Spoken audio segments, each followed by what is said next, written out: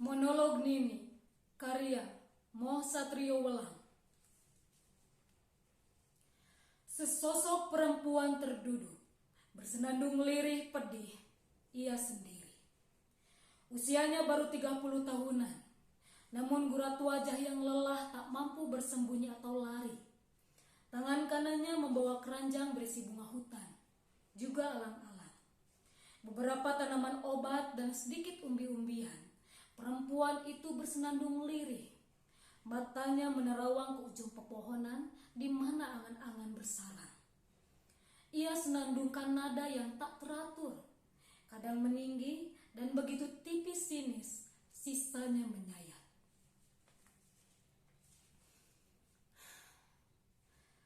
Adakah malam ini seseorang datang, menjamah tubuhku, meminta rambut dan jelajahi tiap inci mataku yang hitam legam.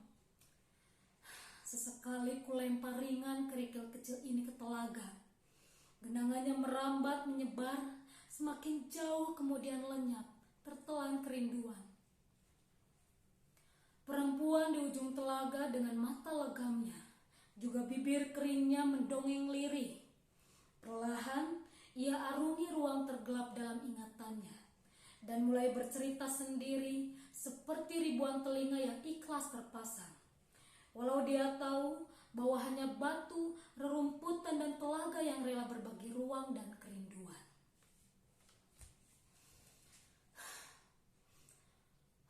Dewa, sungguh hidup hanyalah seuntai rambut yang memanjang, tipis kemudian terserabut. Dewa yang agung, di manakah kau sembunyikan keabadian dan keadilan? Aku, hambamu yang malang ini, tak kuasa memetik gemintang. Hanya sunyi yang merangkulku tiap malam. Malam kerap datang tanpa bayar. Malam yang menjadi suami sekaligus juga anakku. Aku bisikan pada kunang-kunang, sebuah desa yang dikutuk langit, sebuah desa yang dulu pernah memupukku menjadi bunga. Ku dengar niniku memanggil. Pratini, cepat kau petik dan rangkai bunga-bunga ini sebelum layu dan lapuk. Ingat, jangan sampai ada kelopak yang terbuang. Semua itu uang. Dulu mataku bercahaya. Rambutku legam, usiaku baru belasan. Namun aku telah menjadi bunga desa para kumbang. Akulah yang kerap memekarkan bunga, mewarnai langit dengan pelangi, menyapu angkasa dengan senja, dan menyemai bintang-bintang malam untuk kupersembahkan kepada penduduk desa. Burung-burung bernyanyi karenaku, ikan dan rerumputan menari untukku. Penduduk desa yakin dan percaya bahwa dimanapun aku berada, segala kemurungan sirna, segala kegundahan terobati. Di sebuah gubuk kecil di ujung desa ini, aku dan nenekku tinggal. Tidak seperti penduduk lain yang kebanyakan bertani, kami mempertahankan hidup dari menjual bunga. Tentunya bunga yang dipelihara dengan cinta. Walau bunga hutan sekalipun akan memancarkan cahaya. Di tanganku, bunga yang hampir mati terselamatkan. Dan di tanganku juga, rumput yang merana bahagia. Perempuan itu melempar pandangan jauh menembus pepohonan.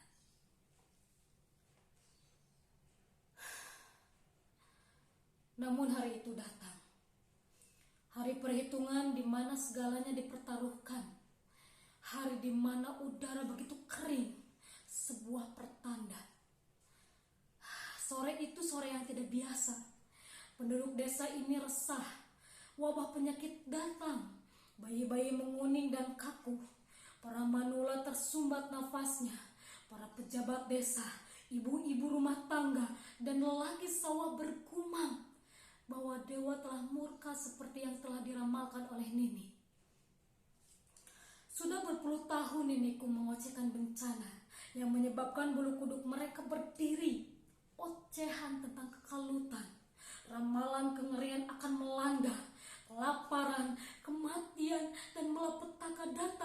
berganti tiada henti. Tak ada yang percaya pada ocehan Nini. Penduduk desa mulai gerah akan ulahnya, hingga kami berdua dikucilkan, terbuang di ujung telaga ini. Di antara bunga-bunga liar ini, di antara batu-batu yang mengubur masa laluku. Wabah gelap di depan mata. Semua kekuatan magis telah dikerahkan, namun tak kunjung meredakan kengerian. 3 hari sebelumnya, seorang ibu tercekik di sumur pemandian desa. 7 hari sebelumnya, 3 orang laki-laki ditemukan hanyut di parit dengan luka menganga di leher. Juga baru siang tadi, sebelum sore yang kering ini datang, bayi kecil kepala desa ditemukan terbujur kaku. Tubuhnya kuning membiru. Dukun-dukun desa tetangga berdatangan hendak menolong. Mereka merapal mantra dan doa. Namun tak satu orang pun yang berhasil. Mereka malah raib tertelan bumi. Di manakah muara petaka? Sudah menjadi kebiasaan turun-temurun bahwa tertanam rahasia yang setiap lidah tak mampu bercerita. Yang tertinggal hanyalah kesunyian yang menggila. Kulihat niniku berkeringat. Matanya liar menari, bibirnya mengoceh tak henti. Ayo bakar dupa, bencana datang. Ini peringatan. Niniku yang diambang ketidaksedaran terengah-engah, nafasnya berlarian. Aku yang belia bergegas merebus air, membubuhkan boreh, mengurut dadanya agar sedikit lega. Memang bertahun-tahun ini Nini mengoceh, namun tak satu pun penduduk desa mau percaya dan peduli. Mereka menutup telinga rapat-rapat, membungkam ingatan dan membiarkan keadaan berlalu begitu saja. Toh tak terjadi apa-apa seperti yang diramalkan Nini, bahwa malapetaka akan datang, bahwa kegelapan akan mengarungi desa. Keadaan baik-baik saja, pasar tetap saja ramai, dan segala kegiatan warga berjalan seperti sedia kala. Namun kali ini berbeda. Sore itu begitu kering. Sebelumnya 2 keluarga berduka karena anak-anak mereka terjerat tali layangan yang mereka pasang sendiri di halaman rumah.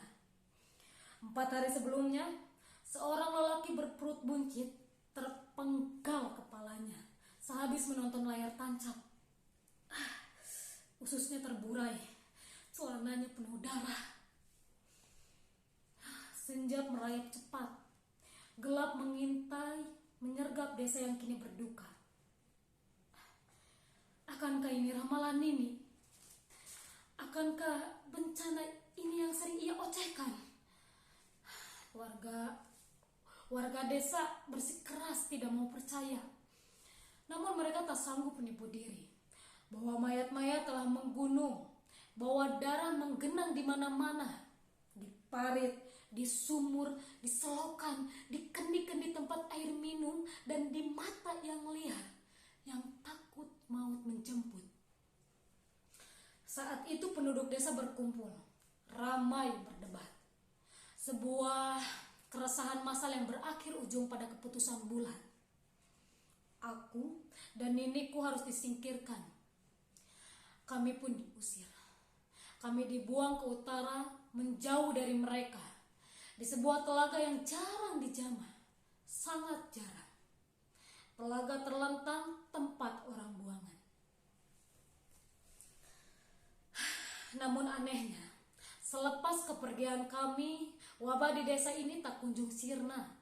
Malapetaka mengintip di sela-sela dedaunan, merayap tiap dinding rumah, di setiap nafas yang dihembuskan, di setiap keringat yang bertetesan. Mata penduduk berkilat tajam, menusuk liar. Mereka sudah muak, letih diburu pisau dewa maut. Tubuh mereka mengurus drastis. Tinggal tulang dan kecemasan yang maha hebat. Dari jarak bermil-mil, mereka mengular, membawa obor menuju ujung telaga, menuju gubuk kami.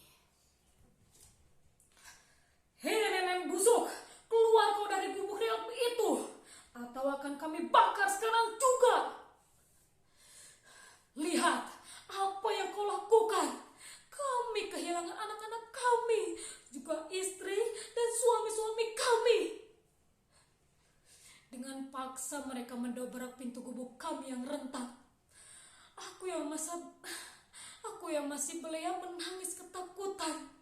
Nini terperangah, tangan-tangan kasar menjabak rambut putihnya, mendorong tubuh rentanya tersungkur di halaman. Hei Nini bangsat, lihat, karena ocehanmu bertahun-tahun, desa ini jadi benar-benar tertimpa bencana. Kau harus bertanggung jawab. Cepat, potong lidahnya.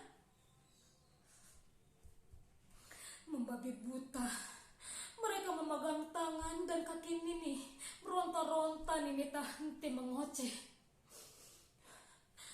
Ini kutukan. Cepatlah kalian bakar dupa. Ini sungguh kutukan. Namun tak ada yang mendengar. Mereka ramai-ramai memotong lidah Nini hingga putus mengenaskan. Lidah yang dipercaya menjadi sumur malapetaka. Lidah yang meresahkan warga selama bertahun-tahun. Lidah yang karena ucapannya kengerian melanda. Lidah itu kini telah terpotong habis. Aku yang masih belia bersimpah darah memeluk Nini yang tersengal-sengal menahan perih. Mereka puas terbebas dari maut ganas. Saat ini Nini mati di pelukanku. Mereka gelar pesta gembira, perayaan atas akhir drama mencekam yang menghantui hidup bertahun-tahun. Aku kehilangan kesadaran, terguncang, tak ada lagi kupu-kupu di mataku. Senyum bunga yang dulu bertabur kini telah sirna. Kelopaknya jatuh satu persatu, menghitam legam. Kukubur Nini tepat di ujung telaga. Kutanami bunga liar, kunyanyikan kidung kesukaannya. Kuantar ia dalam upacara keberangkatan, meninggalkanku sendiri menghitung batu-batu dalam kegelapan. Perempuan itu menembang lirih pedih. Lampu fade out. Lampu fade in.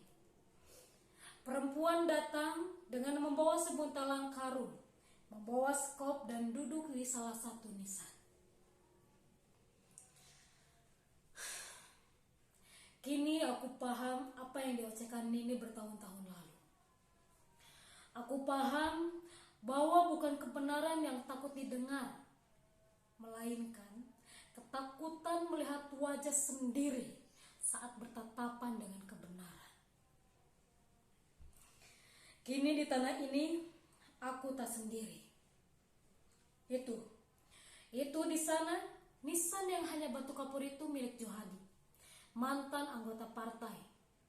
Banyak menebar janji, hasut sana hasut sini. Matinya menelan racun karena hutang-hutangnya sebanyak janji-janjinya. Lalu yang ini, nisan mewah ini milik Armandi, pengusaha kaya yang mengeruk segalanya. Kerakusan yang tak terbendung, menjadi otak segala pembabatan hutan, penjualan anak-anak desa. Ia mengirim upeti ke petinggi-petinggi kota, menghisap darah desa ini sampai tulang sumsum tak tersisa. Kalau Nisa yang roboh di ujung itu milik Siti Anissa, kuburan tanpa semen. Siti pelacur desa yang dijanjikan nikah oleh pacar-pacarnya, para penjaga pasar. Sungguh malang nasibnya. Siti yang dijanjikan nikah malah dibungkam mulutnya, disumpal, giwang, dan kalung imitasi satu-satunya raib dibawa kabur untuk modal judi. Siti mati ngangkang, lubangnya penuh dengan darah. Kuburan yang di tengah itu milik Romlah, penjual udang di pengkolan pasar yang selalu mengurangi timbangan. Makan dari hasil kecurangan tipis-tipis, sedikit-sedikit matinya tidak bisa menutup mata.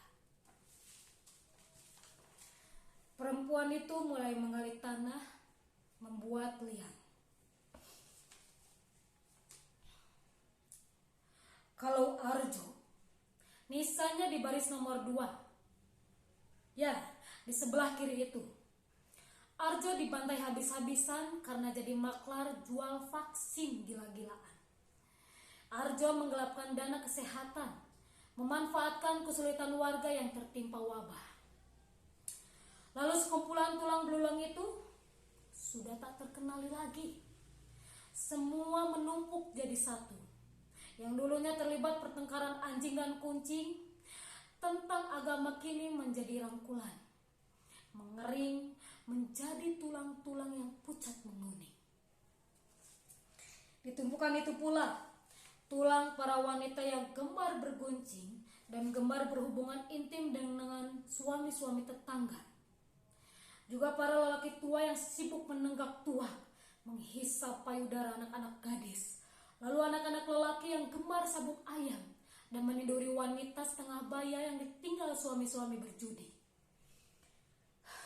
Perzinahan dan pencurian di mana-mana.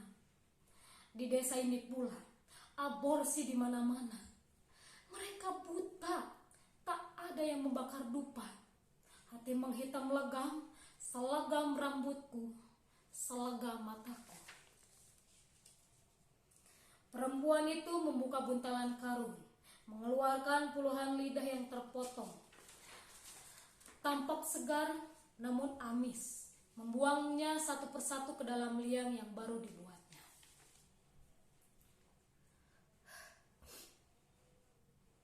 Dulu aku pernah menjadi bunga, menghias langit dengan jingga senja, memetiki bunga dan rerumputan, berlarian mengejar kupu-kupu, bergumam lirih pada kunang-kunang, berbagi rahasia. Sejak Nini mati, desa ini mati. Tak ada lagi kengerian, tak ada lagi kegaduhan, hanya tersisa wajah orang-orang kusam yang kuyu, kehampaan, juga mata yang menghitam legam. Tak ada lagi yang bicara, tak ada lagi suara. Lidah mereka semua sudah ada di sini, sudah bersamaku. Perempuan itu mengusap dahinya dengan tangan yang berlumur darah.